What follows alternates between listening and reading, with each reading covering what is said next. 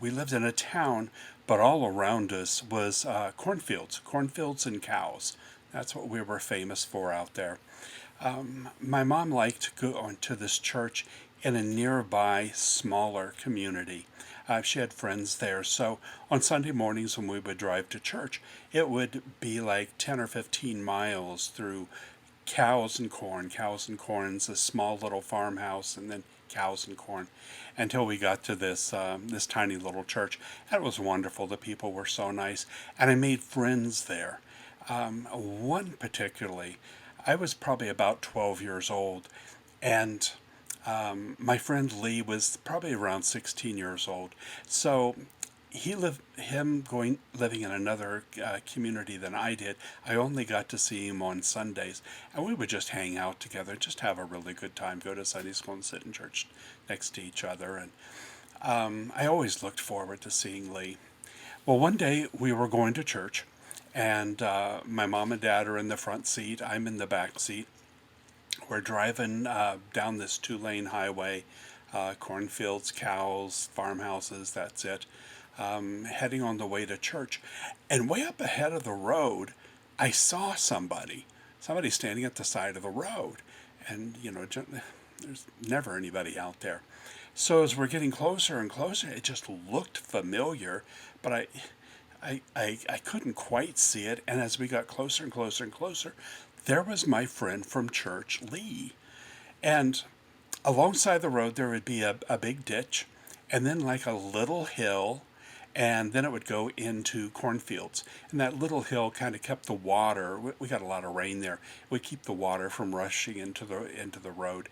And Lee is standing on that little hill. So it's about 4 feet away from the road, and about 4 feet higher than the road. And I'm coming up on him, and there's Lee. And I'm telling my dad, slow down, slow down. Here's Lee, here's Lee. Psh, we just drive right on by him. I said, there's Lee back there on the side of the road. He might need help. And my mom and dad said, well, we didn't see him, so on we go. And I'm thinking, well, he might need some help. Can we stop? And, well, we didn't. He was wearing a white dress shirt, black pants, black slacks, and a black belt, and very nice shiny black shoes, like what he would have worn to church. And I thought, well, okay. So we get to church, and I go to my Sunday school class. Lee's not there.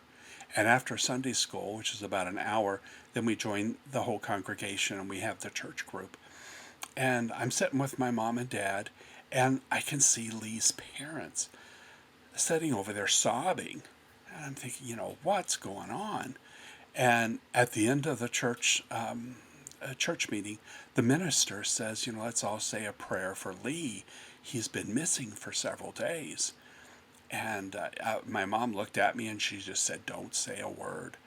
And, at the end of the service, everybody's walking out. Well, I run up to his parents and I say, I saw Lee on the side of the road. We drove right by him. I saw him clear as day. And I told my parents to stop and they wouldn't. Well, now they're mad. And they run up to my parents, why didn't you stop and help our son? And they said, well, we didn't see him. We didn't see him. We're sorry. So on our way driving back home, Lee's parents are in their car and they're following our car. And so we're driving back, and I'm hoping I can find Lee because there was like no road, there was like no landmark. It was just cows and cows and corn, and every now and then a little farmhouse. And I hope I can find where he was standing. And we're driving on the way home, them following us, and up there in the distance, there he is. He's in the same spot on the side of the road. Of course, now it's the other side of the street. We're heading the other way. And I was telling my dad, slow down, slow down. There's Lee, there's Lee. We just drive right on by him again. I said, you passed him. And, my parents said, well, we didn't see him. So they wouldn't slow down, so I opened the car door. I was going to jump out. And, of course, they slow down, and my dad's mad. And I say, I'm going to go show you where Lee is. So I jump out of the car. My dad pulls over. Lee and Lee's parents, which were much older people, were in the car behind us, and they pull up behind my mom and my dad. And I'm running past him, and everybody's looking around because they're not seeing him. I see him clearly. And I had to run because my dad drives pretty fast, and finally get up to where Lee was standing. And Lee's parents are backing up slowly, trying to keep up with me and wondering what I'm seeing. My dad's running up the road, and so is my mom. And I approach the side of the road, looking at the field and looking up where Lee was standing, completely solid. And I'm saying, Lee, you're going to get in trouble. Here's your mom. They've been looking for you. They mentioned you in church that you've been missing. Here they come now, come up with an excuse, what happened. And he's not looking at me. He's not responding to me. He's just looking out at the horizon. So I would have been about, oh, I got goosebumps. I would be about 4 feet underneath him. And he's just not paying a bit of attention to me. And, my dad comes up, and here's his old parents, and I'm looking at Lee and say, Lee, here's your mom and dad. Say something to them. And they're looking at me like I'm nuts. They see absolutely nothing. And I was a tiny little 12-year-old, and my dad was pretty tall. And when he was staying there, he could look down into the ditch between the road and this little levee going into the cornfield. And it was all filled up with weeds. And they would trim the weeds like once a year. And this was summer. So there was a lot of weeds there. And he saw something in the weeds. So my dad's getting down in the mud and the muck and the water, sitting there and starting to pull something and move the weeds around. And as he moved the weeds around, I could see a handlebar of something, a bike or something like that. Well, it ends up, we didn't know this, but against Lee's parents' wishes, he bought a motorcycle a couple days prior to that.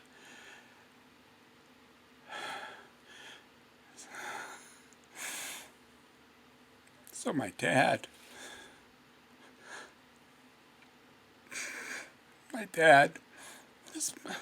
now he's just down in the mud, and it's just, up to his calves, and he's pulling and pulling the weeds, and he's yanking on this handlebar in the bike. And he says, it's Lee. He's gone. And the more he's pulling, the more, trying to free the motorcycle and his body out of the mud. And I can barely see what's going on because mud was just everywhere. And I could see him pulling something up, and it was Lee's body. And it was just a mess. Lee's mom passes out and falls on the road. And her husband's, trying to get her up and revive her, and my mom's over there trying to help her up.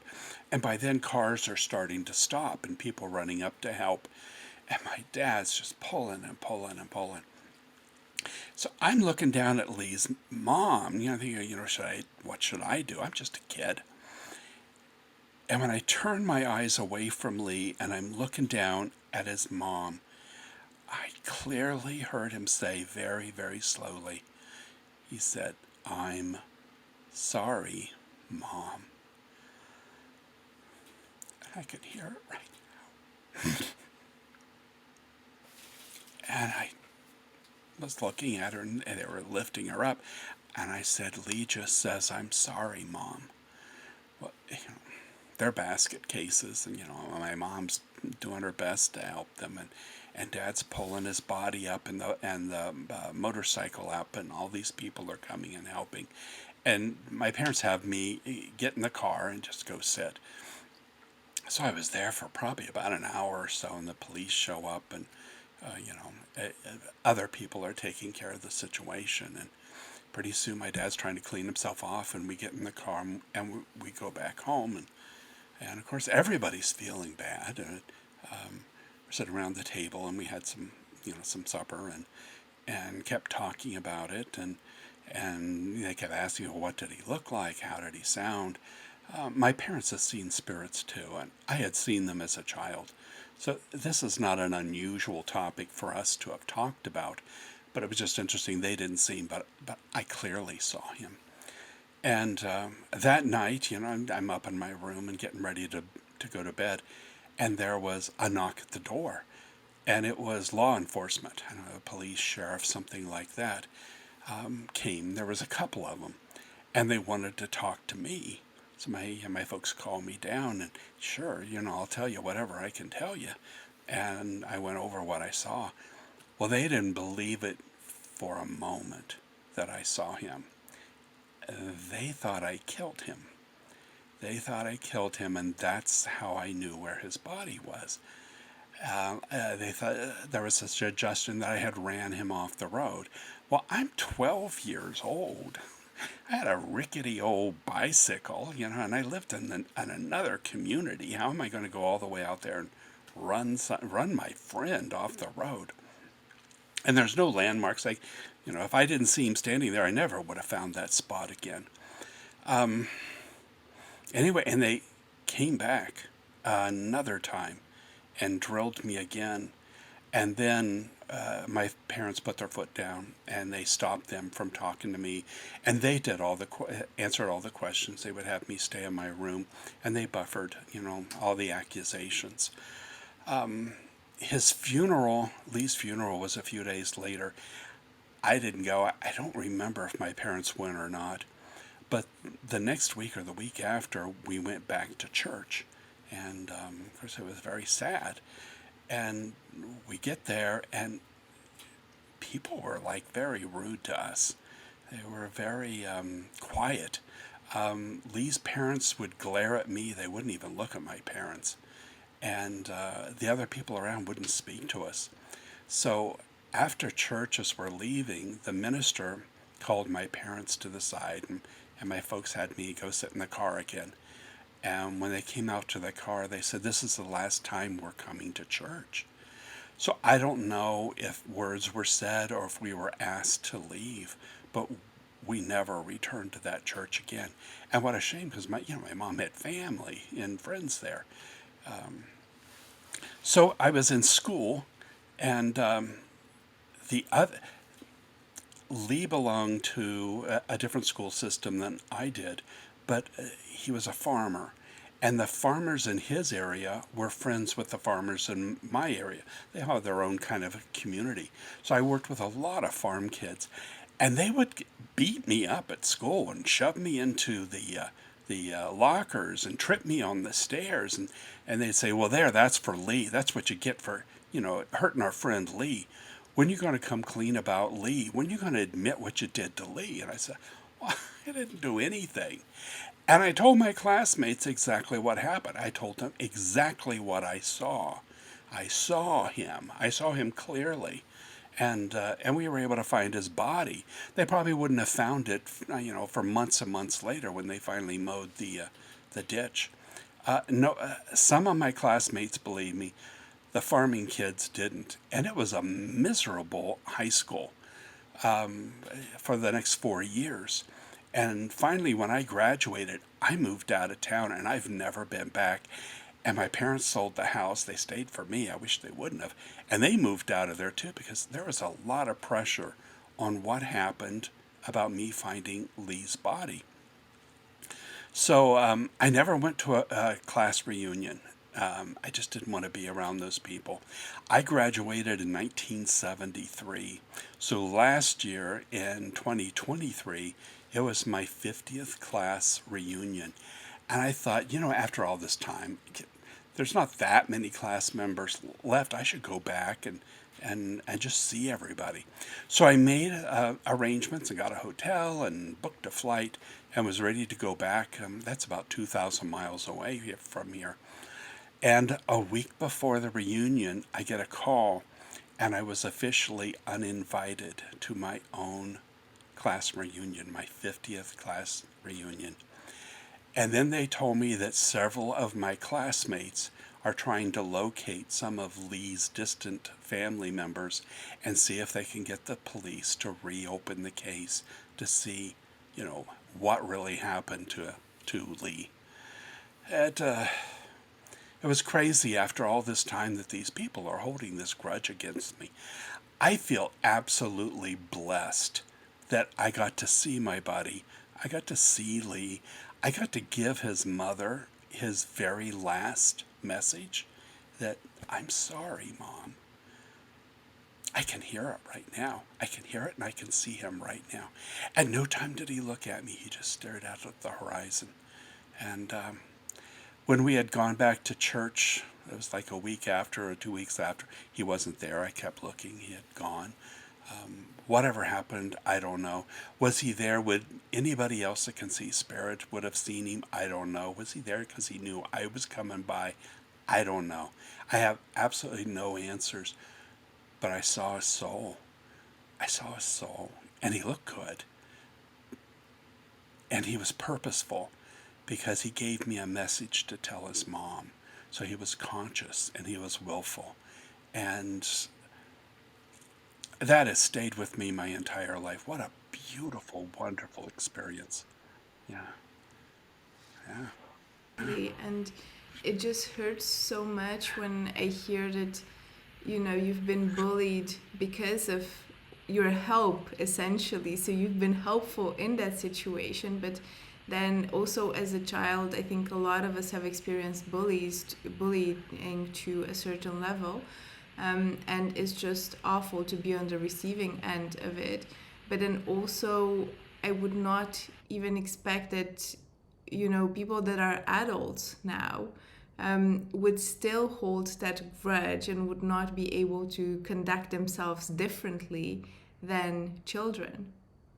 You would think after 50 years, and actually this happened more than 50 years ago from my reunion. So it's like 55 years from when Lee died. You would think they would have had one or two spiritual experiences and had some awakening, but they just totally have hung on to me being uh, a perpetrator and Lee being a victim. But I just had to release it and let it go and just stand in the power of the blessing that that spirit allowed me to see my buddy Lee one last time and I get to give his message. So anyway, so my friends, I told them what happened and they had a party for me. So instead of going to my class reunion, we had a barbecue outside and I had a great time. And what a wonderful thing that they did that for me. That's amazing. Yeah, Ah, it sounds like those are the people you should be around and not the other ones. right. That's right. Spirit knew. Spirit knew. Yeah. Stay with your friends and have a barbecue. Yeah. You mentioned that it wasn't the first time you were seeing spirits, and that also your parents were no strangers to it. But I can Yes. imagine, you're 12 years old, you're super impressionable, and all of a sudden you're doing what you think is the right thing, but there's this terrible consequences of your help, basically.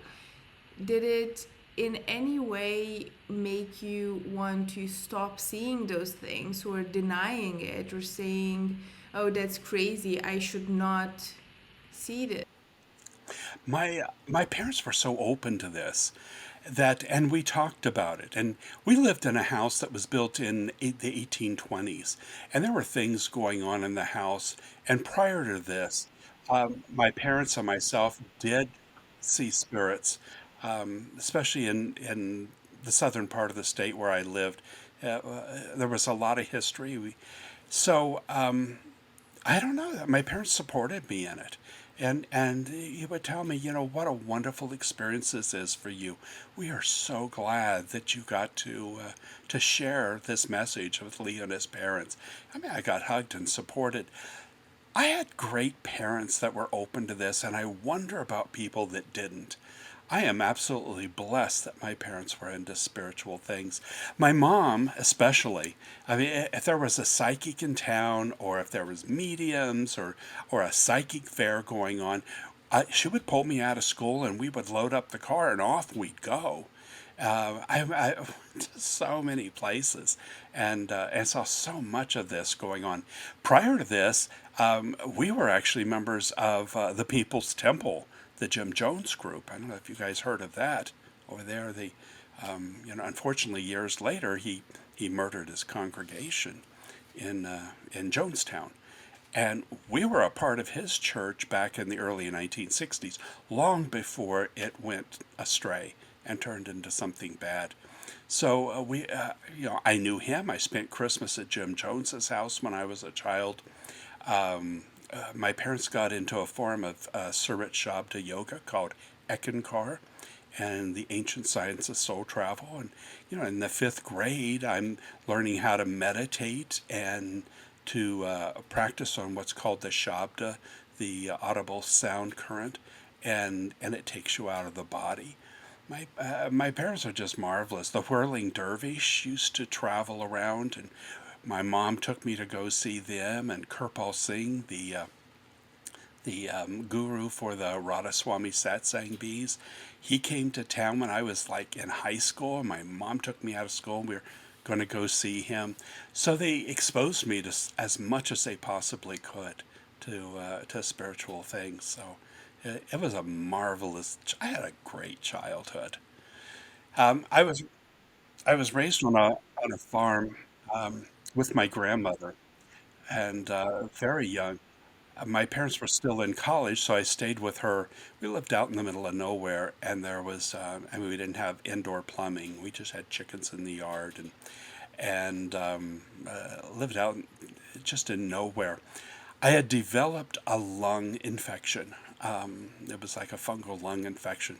So for about a year and a half, I spent a lot of time in the local hospital, and I had massive scarring on my lungs, and it's a wonder I lived. Now you could probably just take a couple pills and be over it, but back then this was probably late 1950s, very early 1960s.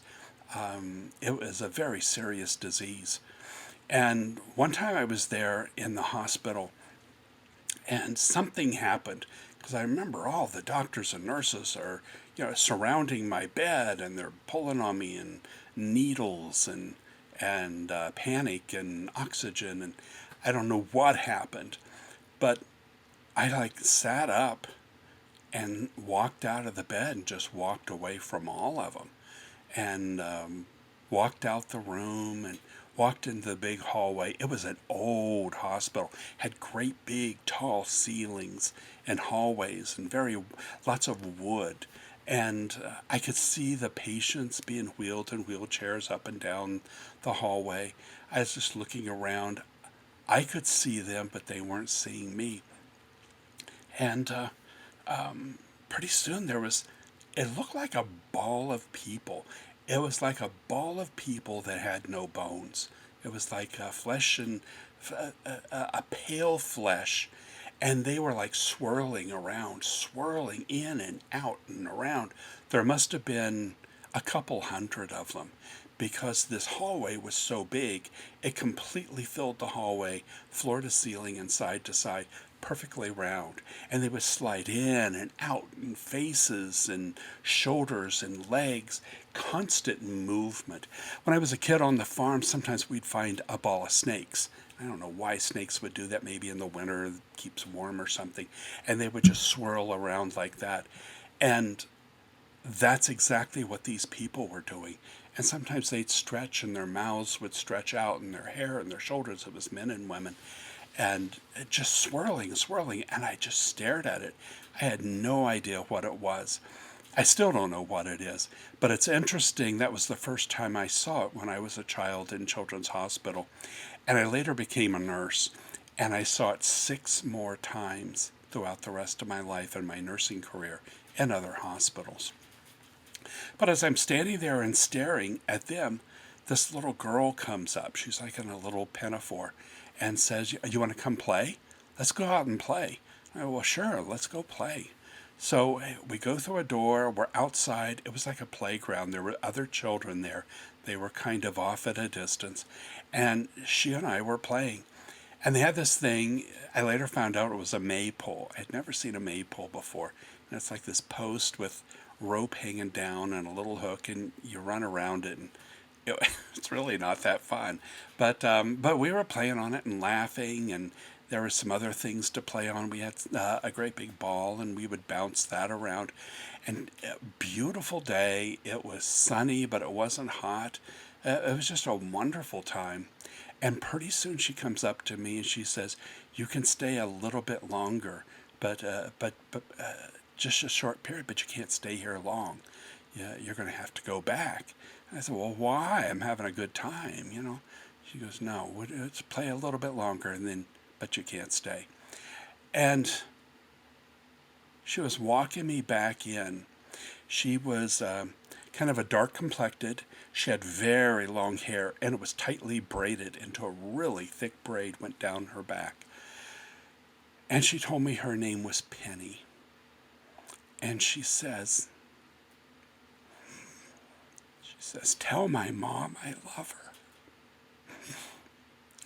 And I'm like, "Oh, well, can't you come in and tell her yourself?" And that was it. She kind of faded away. And pretty soon I was back in bed. And all these doctors and nurses are on me. And back then, oxygen was intense. They would put plastic all around you and they'd fill that up with oxygen. Now they put like little nasal cannula in you. And I was in so much pain, and they were sticking needles in me and sticking big needles into my bones, into my hip. I don't know what that was about. Probably trying to get marrow samples. And, you know, they slowly dispersed whatever the medical emergency was that I was going through. Evidently, they alerted it, and things quieted down, and they were gone. And my parents come in, and of course they're freaking out. And I'm laying there, and I was there probably for another couple weeks. There was this one nurse, it was a black nurse, and she took care of me a lot. And I was in and out of this hospital for like a year and a half. So, we kind of got to know the people. And I just instinctively knew that that was Penny's mother. So one day when I'm finally, getting a little more strength and able to talk and communicate, she took care of me and was about to leave the room. And I said, "I saw Penny. We were playing." And I described what she was wearing and what she looked like in her braid. And she said to tell you she loved you. And she like freaked. I mean, her face looked like, I just grew horns or something. And she left the room. And I don't think I ever saw her again.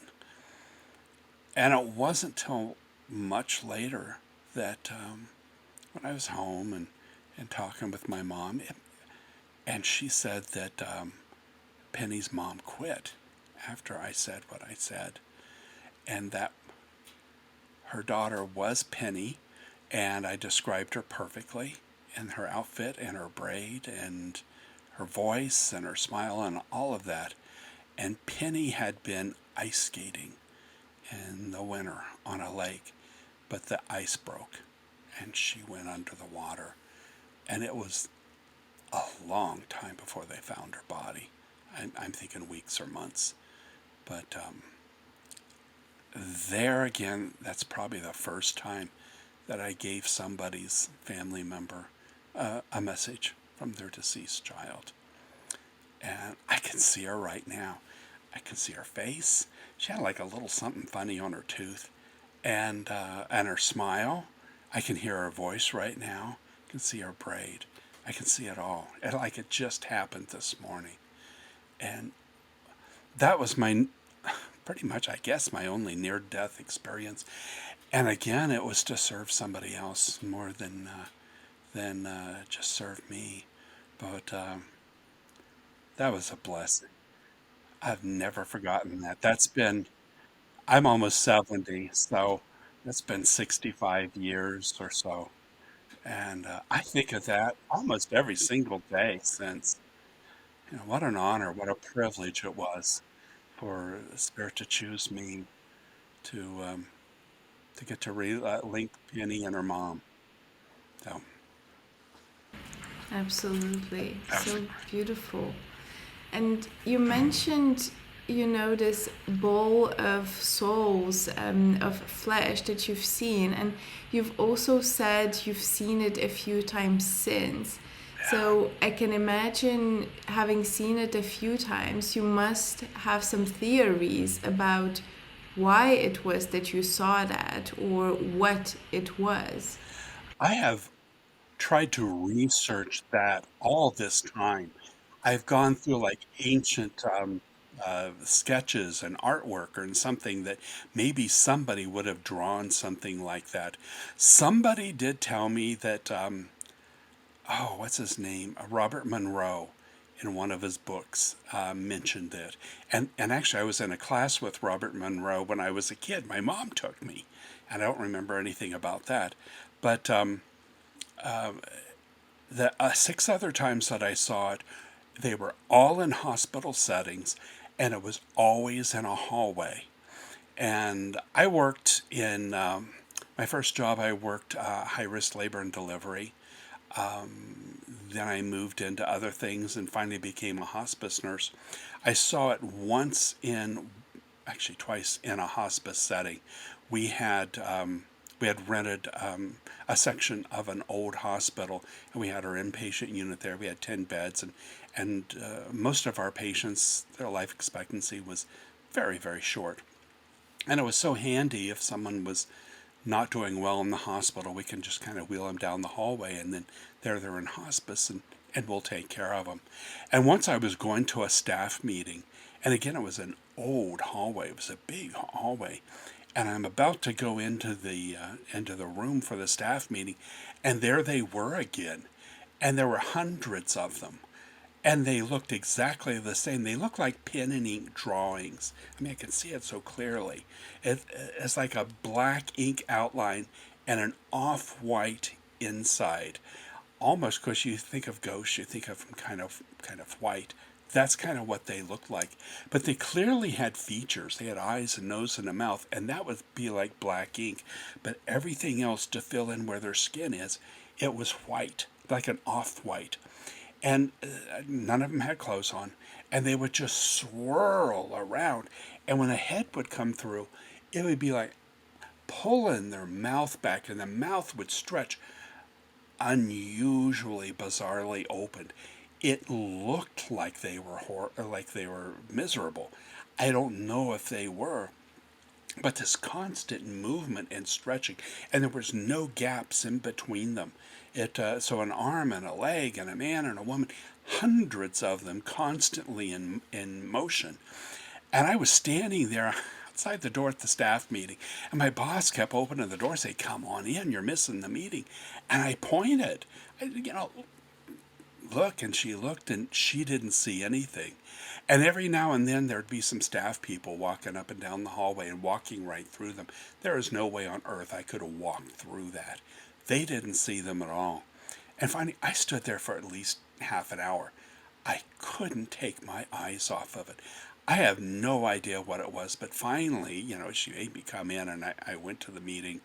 And when I left, they were all gone. I see things, but I also feel. I can feel. It's like when I was taking care of my hospice patients, and many of our patients couldn't speak. They were non-responsive, but I could feel if they needed pain medicine. I could feel if they needed turned. I could feel if we had to change them and clean them. I could feel if they needed, some family member to come and talk to them or whatever. These things in this ball, I couldn't feel anything from. I didn't feel horror. I didn't feel pain. I didn't feel love. It was completely neutral. And it happened at that unit, and in another inpatient unit. I worked in a 10-bed pediatric hospice unit.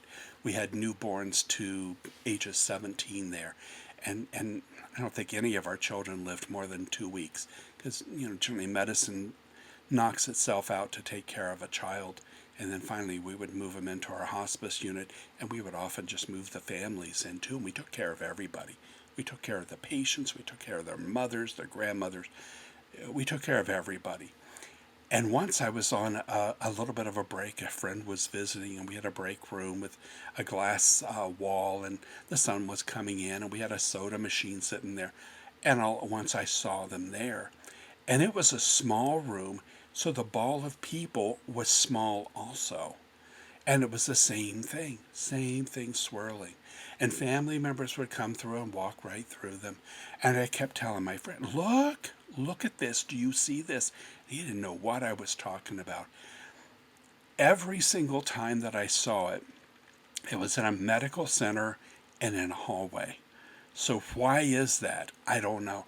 I don't want to read into it. I don't want to guess what it is. I like to keep everything as factual as I can. And the truth is, I have no idea what it is. I have no idea.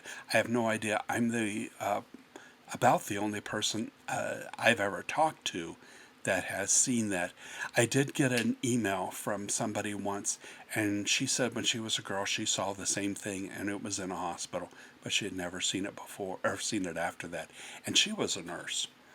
And I worked hospice for 17 years, and then I did 20 years of emergency room.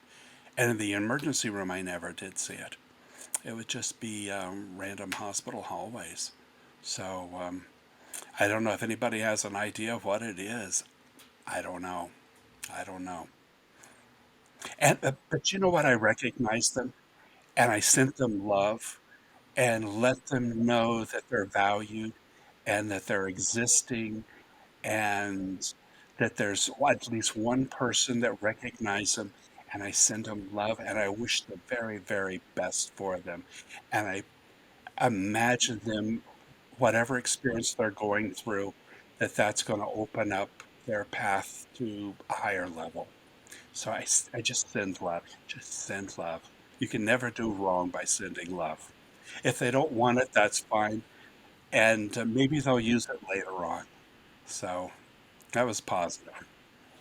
Yeah, and that's so beautiful, right? Because we always have a choice, and when we can always send love and choose to, see that good side of it, I think that's really nice. Yeah. Yeah. For whatever reason, I was allowed to see it. I don't know why. And every morning, since my childhood, when I get out of bed, I say, you know, universe, every thought, word, and deed that I do is done in the name of spirit. And may spirit use me in any way that it needs um, for its work to be done that day. So I don't need to understand. I just open myself up to spirit. And I, I feel like I'm a co-worker with spirit. It's like we have a job to do and we're doing it together, but it doesn't necessarily inform me who, what, when, where, why. It's just kind of do it, Dave, and I do. And now and then I get a little fallout and get these wonderful feelings, and that's enough. That's all I need. Yeah. Yeah. Oh, I love it. And you said something like, I don't need to understand. And I think to me that's just such a powerful statement, because I think so often we push to have control and we don't want to relinquish it, right? And we want everything to make sense for us and the way we want it to make sense. And it seems like we're trying to control the outcome and the ways and the means and everything as much as we can, that we're just so much resisting the I don't need to understand, I just need to let things unfold. You know, I was thinking about that just the other day. I see so many people read book after book after book and try to mentalize spirit and God and heaven and the universe and all this stuff. It has nothing to do with the mind. It has nothing to do with the brain. Spirit's at its own level. And you experience it. You don't study it. You don't chase it. It you catch it. You catch it every now and then. Spirit opens up the itself and it gives us little hints, little whispers. Sometimes, like a dime on the sidewalk or a bird will fly by, kind of funny, or you think something and then a song comes up on the radio.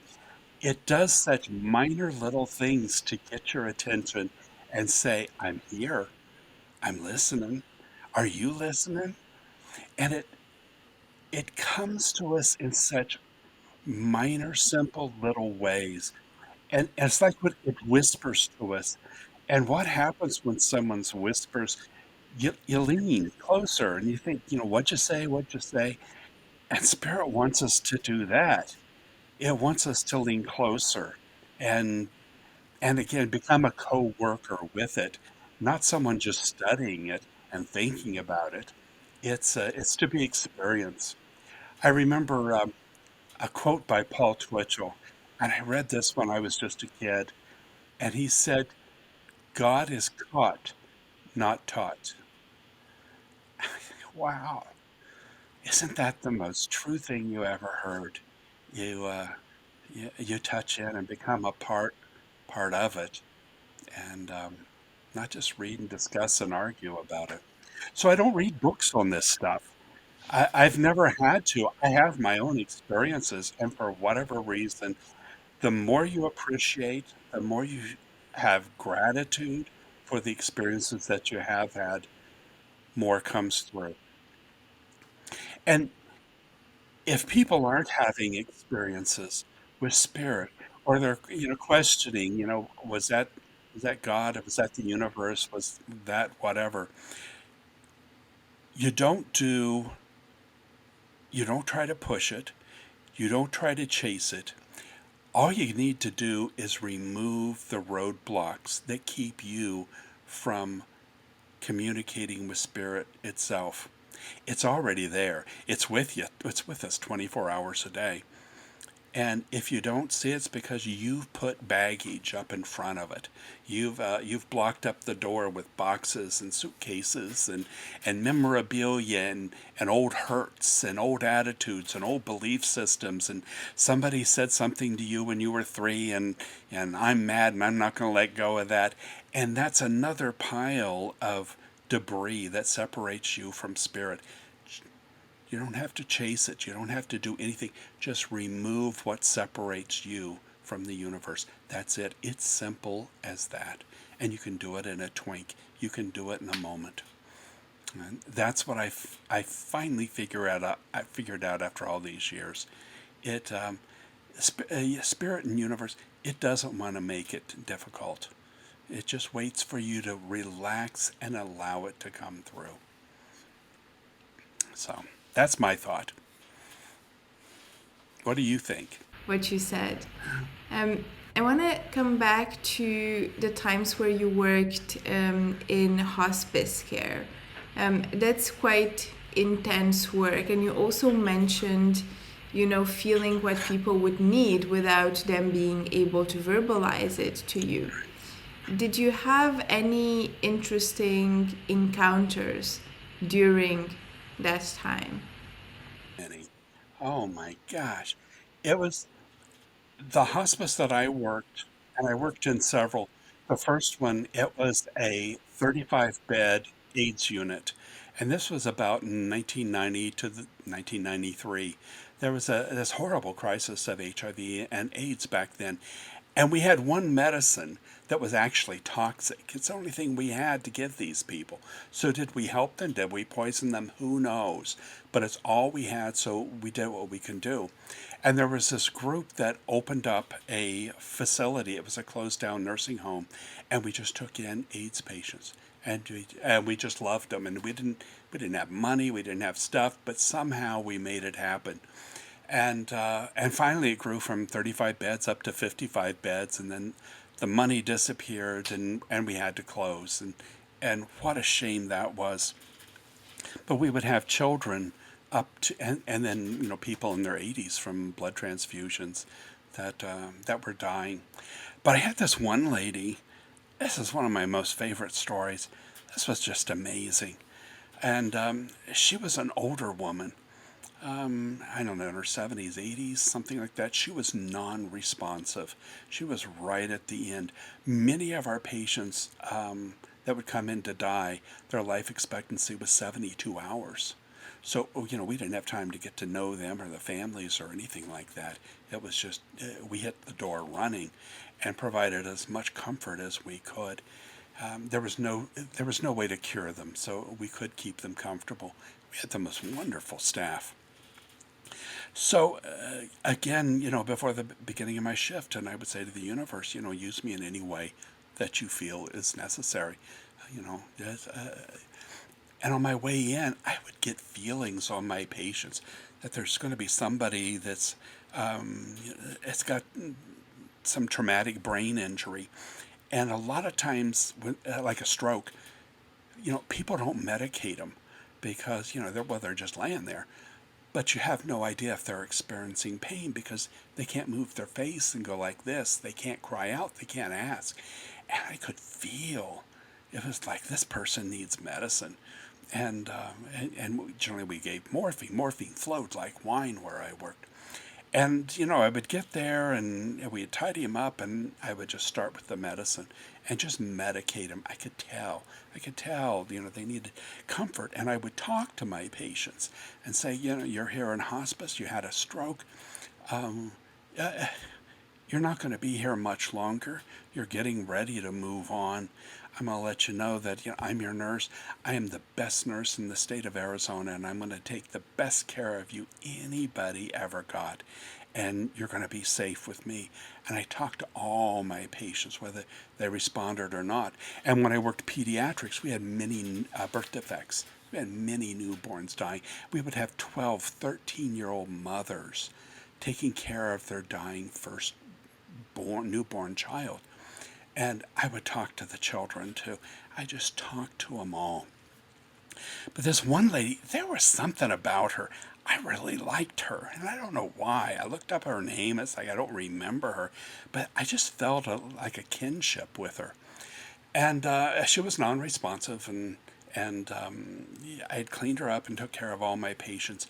And a patient down the hallway needed something extra. I forget, something happened, and I had to go down and take care of her.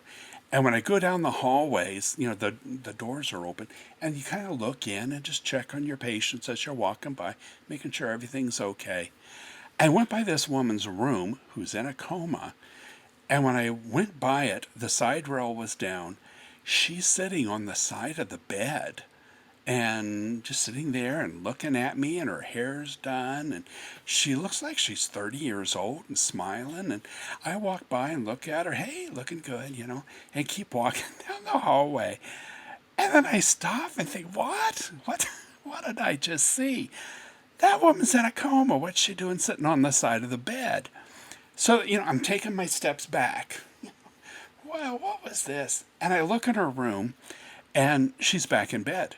And the side rails are back up, and she's having some agonal breathing, and I had just cleaned her, just taken care of her like 20 minutes or so before.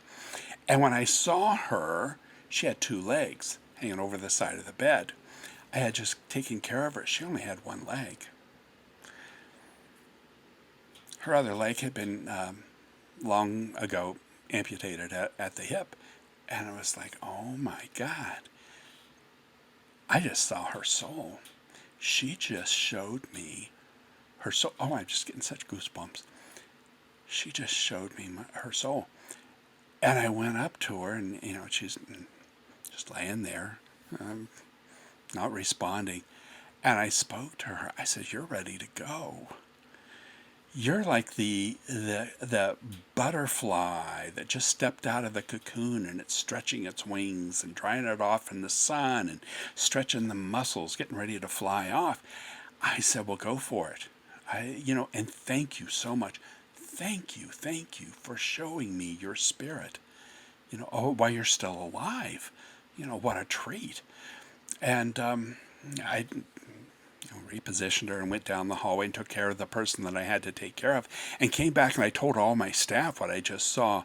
And they're seeing stuff too. I mean, we're all seeing this stuff. It's a house of death. In every room, at least 1,000, 2,000 people died in every single one of our rooms. So there's stuff's lingering all along there. They run in to see if she's sitting on the side of the bed again. They did, that experience was over. So at the end of the shift, I'm going home. She's still alive and still comatose. And, I said goodbye to her, and, I'll be back tonight. I don't know if you'll be here or not, but if not, thank you for what you showed me. And So I get home and open the front door, and I'm going down my hallway. And there she is in my hallway. I see her standing there, though she's, young. I mean, this woman's 70, 80 years old and, just really looked bad. I saw her in the hallway. I knew it was her. She looked like upper 20s, maybe 30. Her hair looked like she just got out of the salon. It was just kind of waving down. She had like a white robe-ish thing and just beaming, smiling at me. And I looked at her and I said, "Well, thank you so much. Go have a wonderful existence. I appreciate you showing me, your soul before you died. And probably, I'm going to guess that you just died." And she slowly faded away and off she was gone. So I ran to the phone and I called work. I said, "You need to check on the lady in room 2. I think she just passed." And they said, "Well, we just came out of there. She's still here." I said, "No, go look. Go look." And they did, and she had just passed. She had just died. So I saw her spirit. I saw her as soul before she died and after she died. And why she shared that with me, I have no idea. I mean, you would think that she would have loved ones or friends or someone, to touch in with. I was a stranger. I don't believe we've ever met before. I don't remember her. But what an absolute blessing. And that's been about 25 years. I have thought about that every single day in the last quarter of a century. What it was like winning the lottery to get to see spirit. It does exist. Spirit's separate than body. Spirit maybe in is in the body or around the body, as long as the physical body is existing on the planet Earth. But spirit is not encumbered by body. It's not trapped by the body, and it's there before and after death. So that is my absolute proof that there is life beyond death. There's no death. You just kind of move on. It's like they take an old jacket off and throw it on the table, and I'm going to wear something different, and off they go. What a marvelous thing that she did for me, that she showed me her spirit. I have told that story so many times, and I tell it at work, and later on I went on to the emergency room, and I still tell it there. And people are like, "Oh yeah," and then the other nurse said, "Well, this happened to me," and nurses love to get to open up about that. For some reason, I saw a lot, but I think I've been open to spirit my whole life, and I appreciate, and I'm so grateful. And again, that removes all that baggage that separates us from spirit. And and when you don't push, and when you allow spirit to do what it wants, it's like a door opening inward, and spirit comes through that door to you. And if you push, you're pushing the door shut. The door can't open. The more you push, the more you argue, the more this can't be, and I don't understand this, and what's going to happen. You're pushing the door shut. You're putting more baggage between you and spirit. You got to open up and relax, and let the door swing open, and then there you are. You're working with spirit, not ignoring it, but participating, participating on all levels. That was a marvelous, marvelous experience. I had so many in hospice, and especially hospice, and I worked night shifts, so it was quiet, and we didn't have administration, and we didn't have all the busyness, and and I think the kinetic energy of day shift made it kind of difficult for some people to see things, but at night, especially with the children. Children saw things so differently than adults did. And especially our children that were 8, 9, 10, 12 years old, for some reason they saw spirit different than what adult hospice patients would see. Adult hospice patients often saw their family members, and they would come in and they would be speaking to them, and we would hear the patient side of the conversation. And every now and then you could see like the outline of someone, like at the foot of their bed or on the other side of the room. It was like someone shining a light down, and you could see their head and their shoulders. And I tried not to interfere because they're there to see the patient. But what a wonderful opportunity and a gift, that even to be able to just see that and know that there's a conversation going on and someone's coming in to show up to help this person and get them ready, to go on to their next adventure. That's all it is. It's their next adventure. I learned that a horrible thing that happened to me when I was I was kind of a newish nurse.